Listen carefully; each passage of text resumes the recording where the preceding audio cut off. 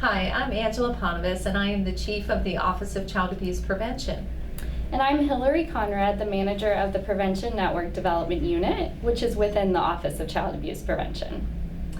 And both Hillary and I are often in counties and talking to child welfare directors about the importance of prevention. And we see prevention as a continuum that occurs throughout the child welfare system. So many of you may be asking the question, well, how does prevention relate to CCR? And OCAP has really adopted the public health model of prevention for child maltreatment. And so I'd like to share with you just the similarities between healthcare and with child welfare. In healthcare, primary prevention is if you take a vaccine to prevent catching the flu. And then secondary prevention would be I have some symptoms of the flu and I need to see the doctor and possibly get some medication.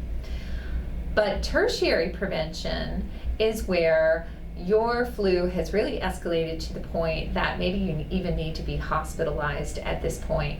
And so at that point of hospitalization, you're getting very intensive services, and that's considered tertiary prevention. You're trying to prevent that illness from going further and even possibly leading to death. So that is the public health model of primary, secondary, and tertiary. And we think that that is it very much coincides with what we do in child welfare. And I'll let Hillary explain more about that. Great. So to tell you about how it looks when it comes to preventing child maltreatment, the primary level is really focused on serving your general audience. So this is where anybody can come and benefit from these services. And these services are typically educational campaign or awareness of social determinants of health, parent education, and typically these are also informing about adverse childhood experiences. So making the general population aware of things that will help them understand child maltreatment a little bit more. Then you have secondary prevention, which is focused on those vulnerable populations and the populations that are at risk. So we're trying to mitigate those risk factors for those particular families. And these services could be home visiting or case management. And typically the risk factors that we're looking at is parental substance use or mental health or poverty. Then we have the third level, which is tertiary prevention, and that is after child maltreatment has already occurred and the family is in the child welfare system. And we're trying to provide services to keep that family intact and also to prevent reoccurrence and reentry. So as you can see, prevention is at every level of child welfare. And so CCR, you are as intricate a part of prevention as any other level of child welfare that we work on. Many people are calling it child well-being when we're focused on further upstream efforts.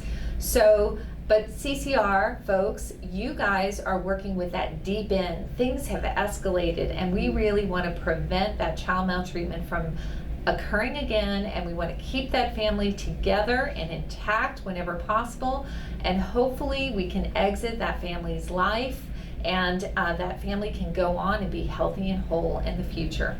So that is how we are viewing prevention, and we really see that in order for child welfare to really flourish, just like healthcare has had to really focus on primary and secondary prevention efforts because healthcare has gotten to be so costly and so burdensome. Can you even imagine if we approach polio by just treating it without getting those vaccines up front? So in a similar way, child welfare is in that transition moment where we are really thinking about how can we go further upstream so we have less families that are needing such intensive services, and that we have more families who are functioning in their communities in a healthy and whole way. And so with that idea in mind, we want to have future discussions with you on what does primary prevention look like in the field? What are we seeing across the state? How are people building those plans? And then as well as secondary prevention, how are people building their secondary prevention plans? And then finally, tertiary prevention. How do we strengthen and really prevent those families from coming back into the system? So that's our goal, and we thank you today for your time, and we look forward to further discussions about prevention. Thank you.